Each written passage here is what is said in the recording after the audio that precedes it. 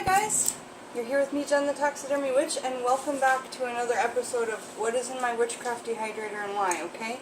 So, I don't always put this here, but I think it's nice to say that have a bowl out, especially a special one that a loved one has made. How much more magical is that? To have certain things that are ready, because certain things are going to be ready and certain things aren't. So let's just look at what we've got rolling on. Back here, and I want to say, you can certainly use your vents and your grates, as long as you feel it's safe in your home, to dehydrate your driftwoods on and things like that. So yesterday I went out to the sea, and I foraged some things for both wands, which is a good size for a wand, right? We say about this length. And also for rattles. I really like to have noise, as you can see with my little ring I let shake there.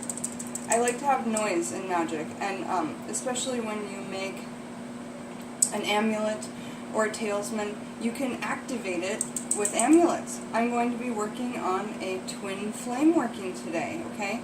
And I'm making a rattle for that, so that when the chicken foot charm that hangs in the window, which will have a lot of pieces to it, the sun and the moon will charge that, but when you really need to activate that energy, you'll have your rattle. So make sure to ask me if you want any custom orders on any of those sorts of things. That's all a custom order. So yeah, wands, different pieces. Right here, they're already dry, these smaller pieces, but these bigger pieces, they're getting there. Yesterday I had them in the bright sunny window, and also above your dehydrator, you can put a little, coat rack or something like that. Do you see it up there? And hang your woods that way as well. You can just put nails up above your vents and just have open type air shelves. Whatever you can dream up to get these things dry, because they don't fit in the dehydrator, right? Well, let's talk about what's in the dehydrator. Also, this big giant walking stick is gorgeous. It's really coming along, if you can see that there. And it's drying, and it was in the water in the bay soaking yesterday. So, those are all up. Ready for custom orders. Okay, in the dehydrator we've got turmeric. It is still drying. It's going to take some time. Garlic takes a while to get fully dry, so I just leave it in there. We've got some bits of the garlic for grounding, the very end rooted piece there. And then we've got some ginger, and it's on its way, but it's still soft to the touch, so it needs longer. It's still soft inside. The juices are in there, and there's no dry avenue for them to dry out like this piece. So these pieces that aren't broken into take quite a bit longer. Okay, next I've got 2 lotus roots that are cut up in here, and those are quite cool, and they've got really fun magical qualities. When these are all dry, we'll read out of Scott Cunningham's Magical Herbs to see what the magical uses are. Aren't those pretty?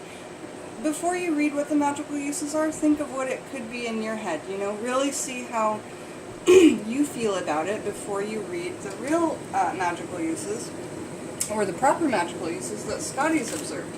So, I had a bunch of those mango skins from breakfast I made the other day. I didn't have room in the dehydrator at the moment, so I put them in the refrigerator for, maybe they were in there 30 hours. And then I was able to get into, still dehydrate them. They still have all their beautiful vibrant colors, the reds and the greens and the orange. Again, you can twist these up into any shape, but if you let them dry on their own, they just kind of become these sticks when you julienne them. Okay? Alright, so we've got those beautiful mango sticks. More mango sticks, and some coconut husk down at the bottom there that turns into that beautiful vanilla smelling potpourri. The coconut husks are one you have to get to quickly, and I've injured my hand, and it takes quite a lot of hand energy to husk those coconuts.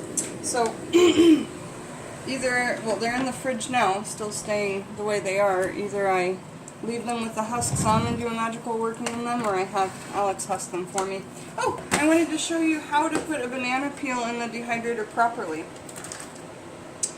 Remember we talked about banana peels for slipping up or crossing workings, and think about it literally. How did we always see banana peels in cartoons when we were kids? People slipped on them. So, oh, okay, well, you want to, when you peel it, make sure it's into 4s. If it's in a 3, you could just lay it out in a 3, right? But if you want to use it for crossing working, you're going to want to cut it into, so there's 4 pieces. And then you just form it into an X and lay it in your dehydrator, like this. And you kind of need a bigger space in your dehydrator because it's gonna... The smaller bananas especially are nice for this in the dehydrator. The bigger bananas, I don't know if you'd be able to get an X out of it. So when you lay it out, you can lay it out in the shape of an X, and you're gonna slip someone up and cross them. If that's what you like to do, or what you need to do, or for what you feels justified to do, okay? I'm not saying it's my workings are all about that, not at all. I do so many bright light workings.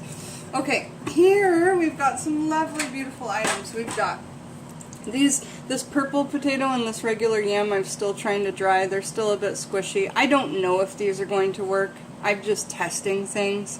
In this dehydrator that has the big dome lid, I can fit things like whole potatoes, whole taro roots. I know these dry easily and well. These are quick and easy, and they work great to represent the male genitalia. Also inside my big dome lid, I have these 2 packs of enoki mushrooms I'm drying for fairy offerings. They turn out so cool. I dried them with the roots on this time to have the grounding aspect as well, and then be able to maybe put them in some bouquets and keep them together. Little fairy bouquets, you know? So check out my Etsy page. These ones dries cool because the mushrooms stayed white and the ends dried orange. So I think that these dried a lot different than the other ones. Maybe it's just because I left the roots on and there was more hydration. So these are done and ready. I'm going to pull them, and like I say, the things that are done, pull them out, and the things that are still going,